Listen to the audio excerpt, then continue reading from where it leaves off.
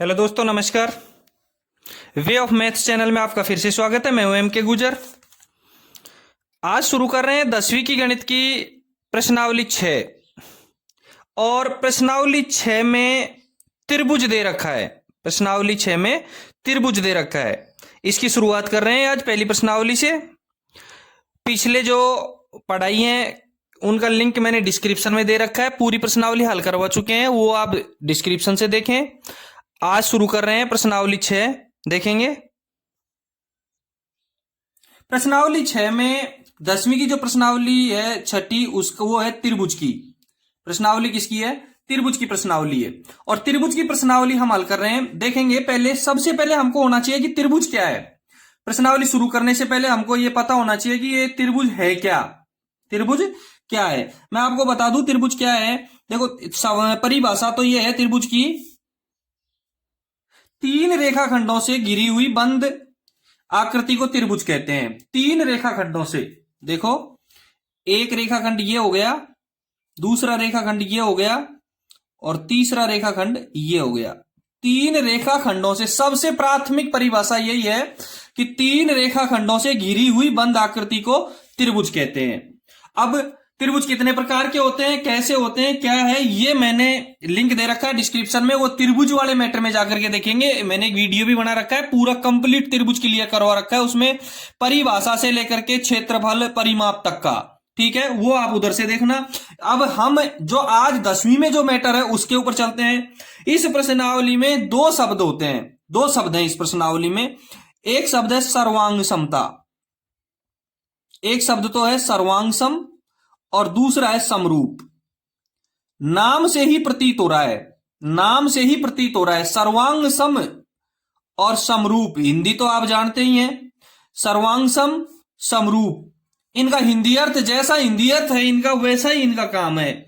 जैसा इनका हिंदी अर्थ है वैसा का वैसा ही इनका काम है। अब देखेंगे, सबसे पहले मैं लेता हूं पॉइंट सर्वांग सम। सर्वांग सम, अब सर्वांग सम देखेंगे। सर्वांग सम में हिंदी की तरफ से देखें तो ये तीन शब्दों से मिलकर के बना हुआ है। सर्व, अंग और सम। सर्व का मतलब सभी, सर्व का मतलब सभी, अंग का मतलब अवयव या तत्व, और सम का मतलब समान। सभी अवयव समान हो, ऐसी दो आकृति, ध्यान से देखेंगे, ऐसी दो आकृति जिनके सभी अवयव समान है, सभी तत्व समान है, वो कौन सी आकृति कहलाएगी? सर्वांग सम आकृति कहलाएगी।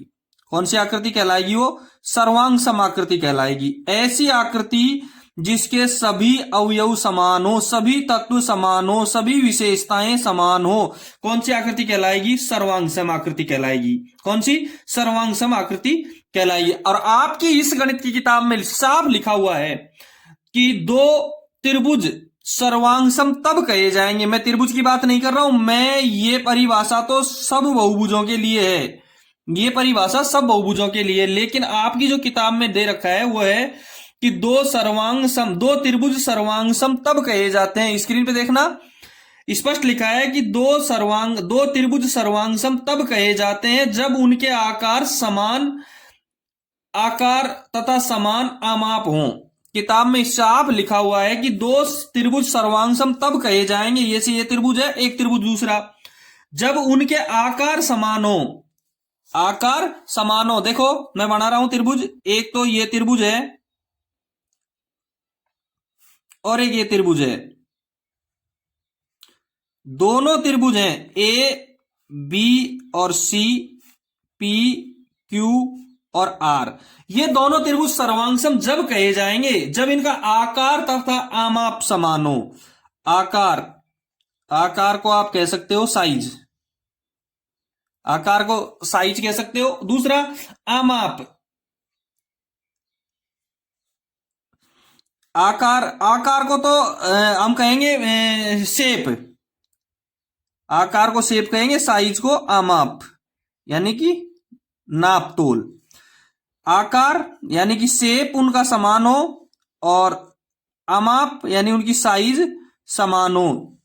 दो ऐसे त्रिभुज जिनके आकार और अमाप, शेप और साइज दोनों समान हो, क्या कहलाएंगे वो? सर्वांगसम कहलाएंगे। क्या कहलाएंगे वो? सर्वांगसम कहलाएंगे।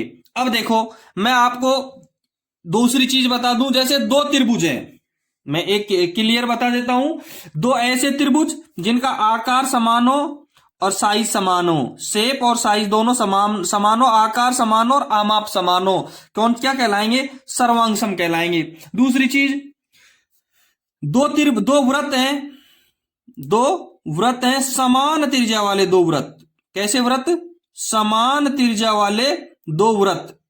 इसकी भी 3 सेंटीमीटर की है और इसकी भी 3 सेंटीमीटर की है। समान त्रिज्या वाले दो त्रिभुज, दो व्रत, समान त्रिज्या वाले दो व्रत, ये भी सर्वांगसम होंगे। समान त्रिज्या वाले दो व्रत। यदि आपका बेस क्लियर हो गया तो आपको इस प्रश्नावली को पढ़ने में कोई दिक्कत नहीं आएगी। दो ऐसे त्रिभुज जिनके आकार और आमाप बराबर हो, ऐसे दो व्रत जिनकी त्रिज्याएं समान हो, समान त्रिज्या वाले दो व्रत, और समान लंबाई की भुजा वाले दो वर्ग। ये एक वर्ग हो गया और ये दूसरा वर्ग हो गया। इस वर्ग की 3-3 की भुजाएं यूं मान लेते हैं हम, और इसकी भी 3-3 की भुजाएं, तो ये दोनों सर्वांगसम होंगे। ये दोनों क्या होंगे? सर्वांगसम होंगे। हम ये लिख सकते हैं समान लंबाई की भुजा वाले सभी वर्ग। कौन से? समान लंबाई की भुजा वाले सभी वर्ग क्या होंगे? सर्वांगसम। मैं बात अभी सर्वांगसमता की कर रहा हूं, केवल सर्वांगसम की बात कर रहा हूं, केवल सर्वांगसम की बात कर रहा हूं। समान त्रिज्या वाले दो व्रत सर्वांगसम होंगे। ऐसे दो त्रिभुज जो आकार में और आमाप में समान हो, शेप और साइज में समान हो, सर्वांगसम होंगे। समान लंबाई की भुजा वाले दो वर्ग सर्वांगसम होंगे, और समान लंबाई की भुजा वाले सभी समबाहु त्रिभुज। अब त्रिभुज की मैटर, त्रिभुज आता है, त्रिभुज में ऊपर देखेंगे त्रिभुज समबाहु, समान, तीनों भुजाएं समान लग रही है। त्रिभुज की जब बात आती है तो इसमें केवल समबाहु त्रिभुज लेंगे। कौन से? समबाहु त्रिभुज जिनकी तीनों भुजाएं समान होती हैं, समबाहु त्रिभुज सर्वांगसम त्रिभुज कहलाएंगे। देखो अब इसमें 3-4 पॉइंट में क्लियर करवा देता हूं आपको। एक तो समान त्रिज्या वाले सभी व्रत, समान त्रिज्या वाले सभी व्रत। अभी भी मैंने बताया है कि समान त्रिज्या वाले सभी व्रत, समान लंबाई की भुजा वाले,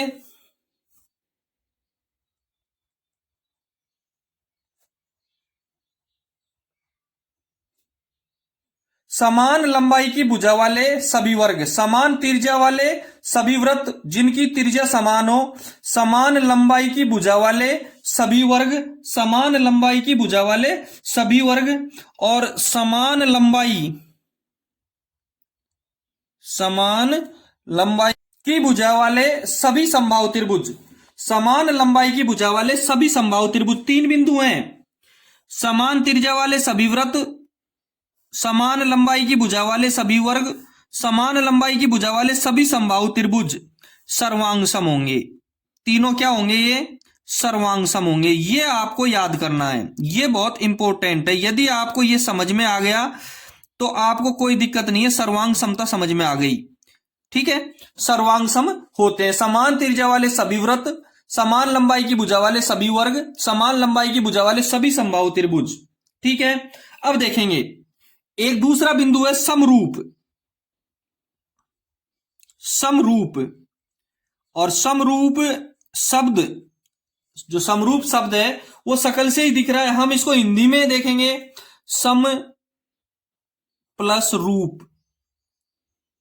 समान है रूप, देखने में समान है। ऐसी आकृतियां, ऐसी दो आकृतियां जो देखने में समान है, ऐसी दो आकृतियां जो देखने में समान है। लेकिन उसमें एक चीज है, नाप अमाप बराबर नहीं होनी चाहिए, शेप साइज की कोई जरूरत नहीं है इसमें। दिखने में दो समान है। अब देखो इसको हम लिखेंगे, ऐसी दो आकृतियां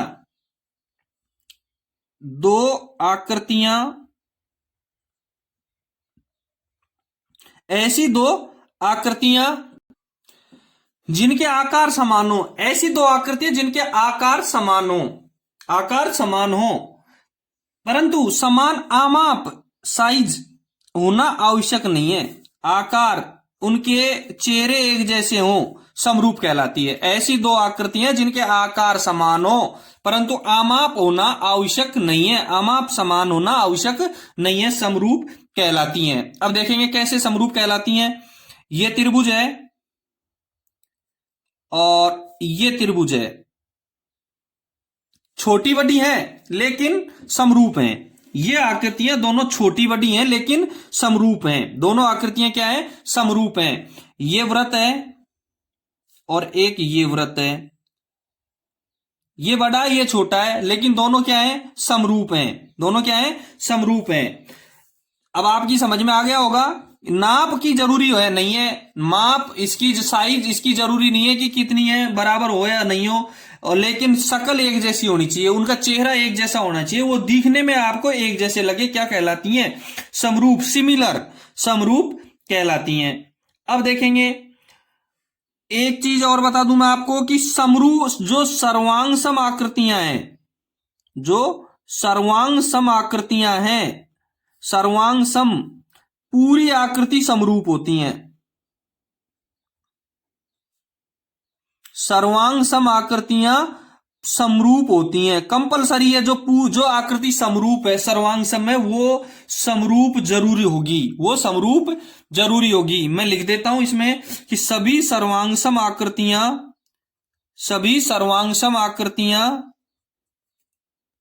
समरूप होती हैं। सभी सर्वांग सम आकृतियां समरूप होती है परंतु सभी समरूप आकृतियों का सर्वांग सम होना आवश्यक नहीं है।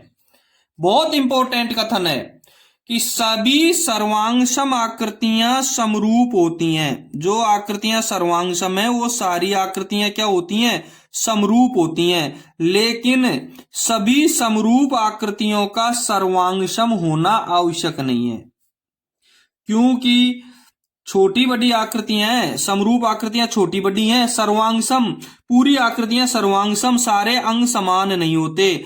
और जो सर्वांग सम आकृतियां हैं वो समरूप, सर्वांग सम होंगी वो तो समरूप होंगी, क्योंकि सर्वांग सम उसमें सारी भुजाओं की नाप बराबर है, आमाप, शेप और साइज दोनों बराबर हैं, तो वो तो समरूप होती हैं।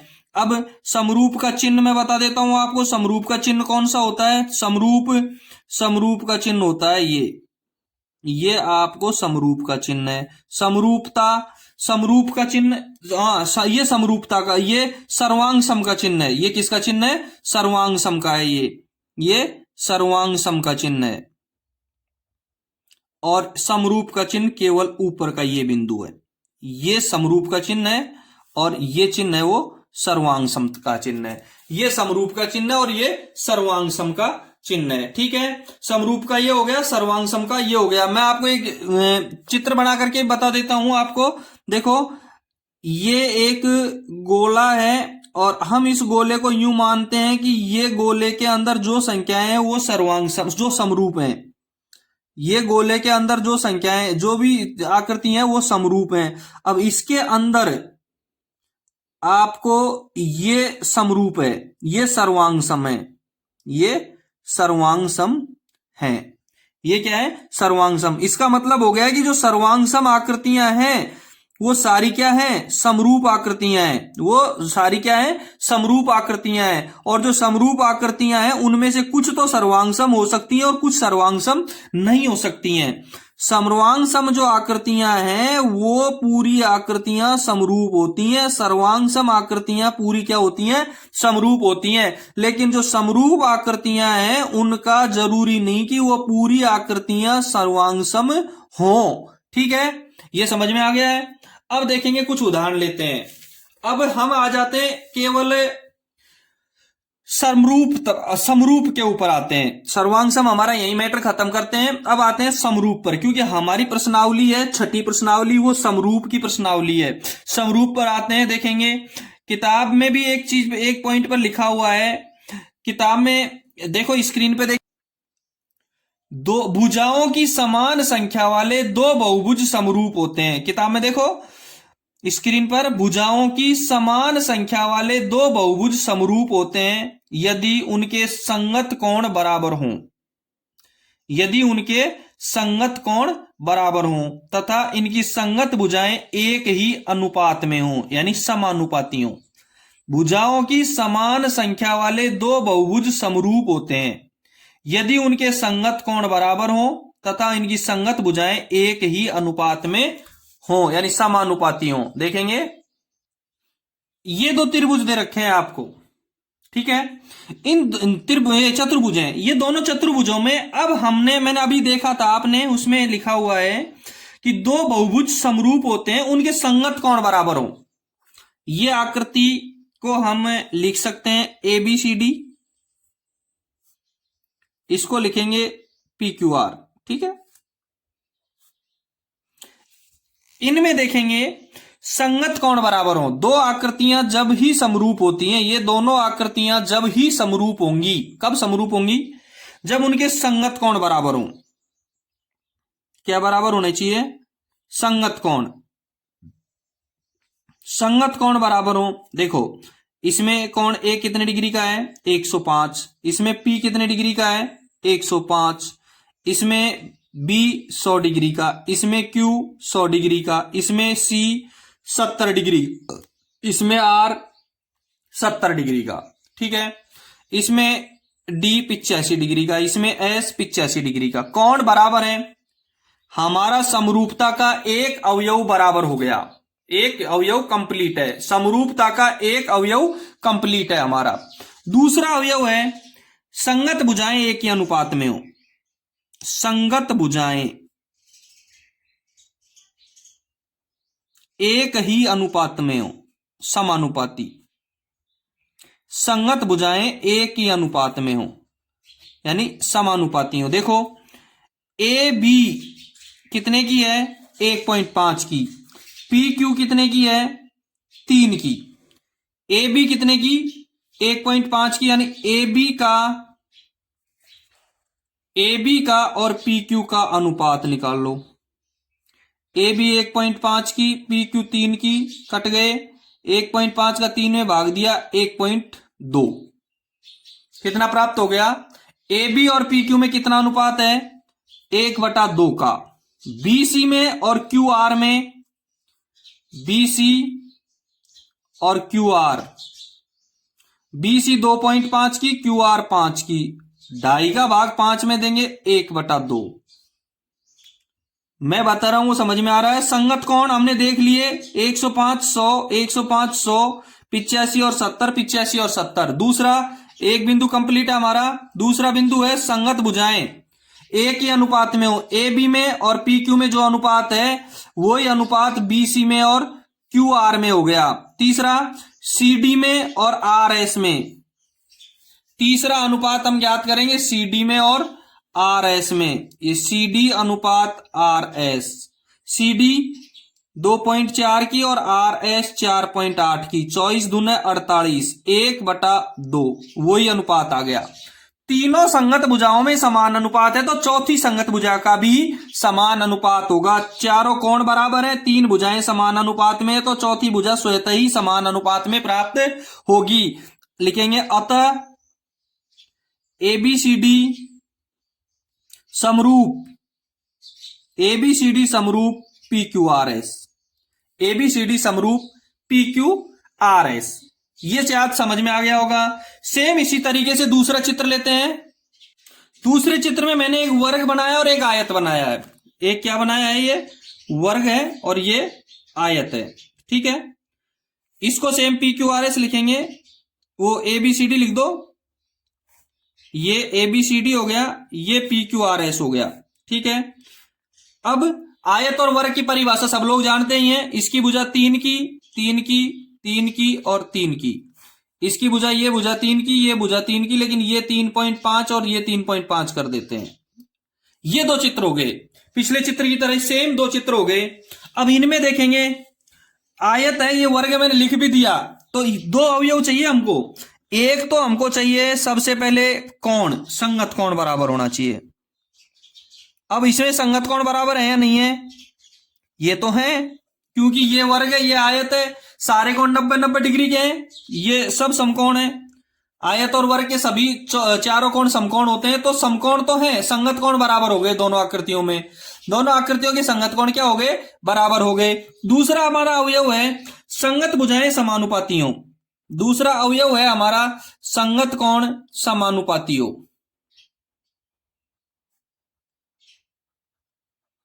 संगत कोण समानुपाती। अब संगत कोण समानुपाती, तो संगत भुजा समानुपाती। ए बी का अनुपात निकालेंगे पी क्यू से, पहले निकाला वैसे का वैसे। बी सी का निकालेंगे क्यू आर से, और सी डी का निकालेंगे आर एस से। ए बी 3 की, पी क्यू 3.5 की, कटेगी नहीं, 3 और 3.5 आएगा। बी सी 3 की और क्यू आर भी 3 की, ये कट गया। एक सी डी 3 की और ये 3.5 की, कोई कटेगी नहीं। समान अनुपात में है क्या? नहीं है। समान अनुपात में है क्या? नहीं है। अतः ए बी सी डी व पी क्यू आर एस समरूप नहीं है, समरूप नहीं है। ठीक है, ये भी शायद समझ में आ गया होगा। अगला एक उदाहरण और लेता हूं, एक उदाहरण लेने के बाद में आपको अच्छे तरीके से समझ में आ जाएगा। ये देखेंगे, ये आकृति देखें आप, ए बी सी डी और ये पी क्यू आर एस। हमको समरूप के लिए, बराबर होने के लिए, यदि आकृति समरूप की जांच करने के लिए दो अवयव चाहिए। पहला अवयव है संगत कोण, पहला अवयव है संगत कोण। अब हम इसमें देखेंगे संगत कोण बराबर है क्या? संगत कोण ही बराबर नहीं है। इसमें ये पता नहीं कितने डिग्री का, ये पता नहीं, ये ज्यादा ये कम, ये सब बराबर से दिख रहे हैं, संगत कोण ही बराबर नहीं है। दूसरा, संगत भुजाएं समानुपाती।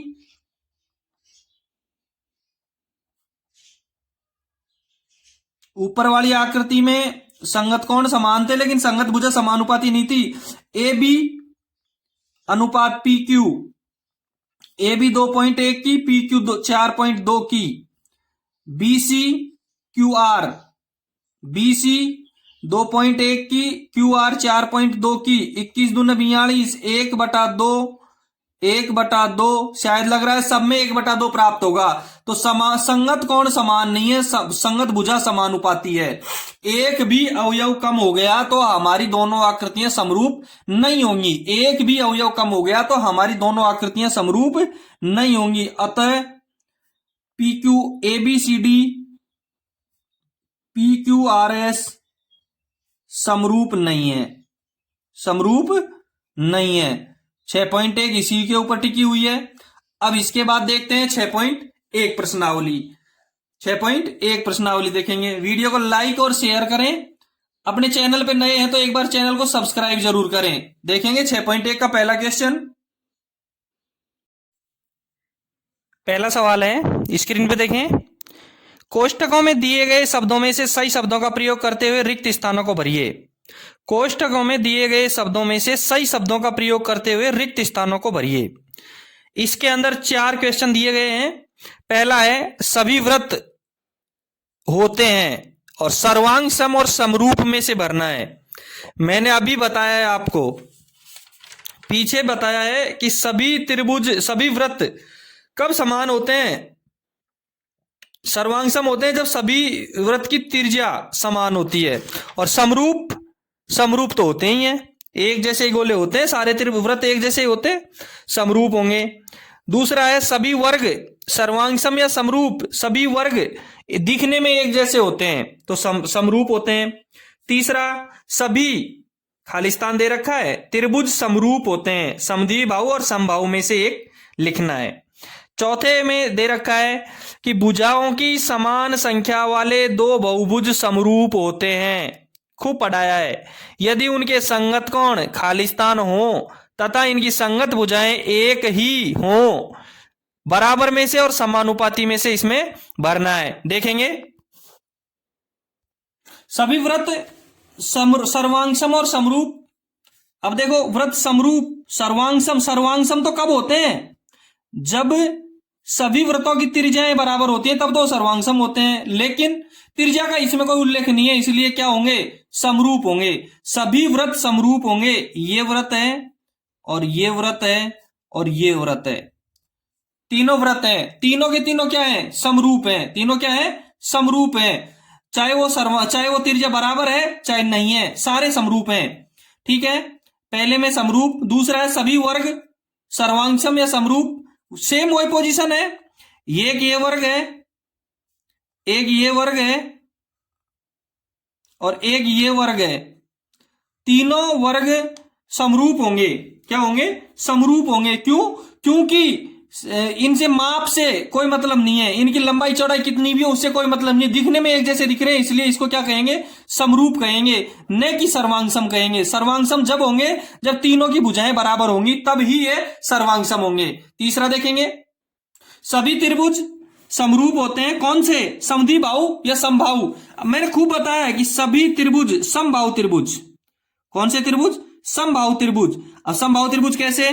कि समान लंबाई के त्रिभुज, ऐसे समबाहु त्रिभुज के तीनों कोण कितने डिग्री के होते हैं? 60-60 डिग्री के होते हैं। समबाहु त्रिभुज की जब एक ऐसा त्रिभुज जिसकी तीनों भुजाएं बराबर होती है, उसके प्रत्येक कोण 60 डिग्री का होगा।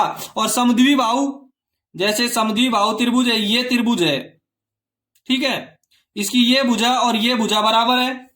दूसरा ये त्रिभुज है समद्विबाहु, इसकी ये भुजा और ये भुजा बराबर है, लेकिन समरूप तो नहीं है, दिखने में देखो अलग अलग दिख रहे हैं, समान रूप नहीं है, समान रूप नहीं है। ये देखेंगे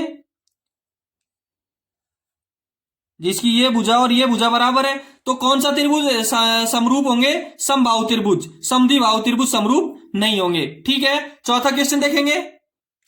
तीसरा क्वेश्चन दे रखा है, भुजाओं की समान संख्या वाले दो बहुभुज समरूप होते हैं। भुजाओं की समान संख्या वाले, खूब पढ़ाया मैंने अभी। यदि उनके संगत कोण बराबर, संगत कोण तो क्या होना चाहिए? बराबर, और इनकी संगत भुजाएं समान अनुपात में। ऐसे दो बहुभुज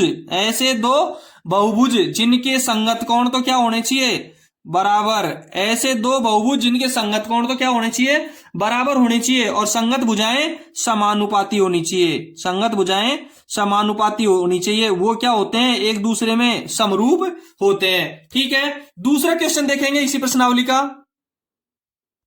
दूसरे क्वेश्चन में कुछ भी नहीं है, निम्नलिखित युग्मों के दो भिन्न भिन्न उदाहरण देने हैं। पहले में समरूप आकृतियों के, और दूसरे में ऐसी आकृतियां जो समरूप नहीं है।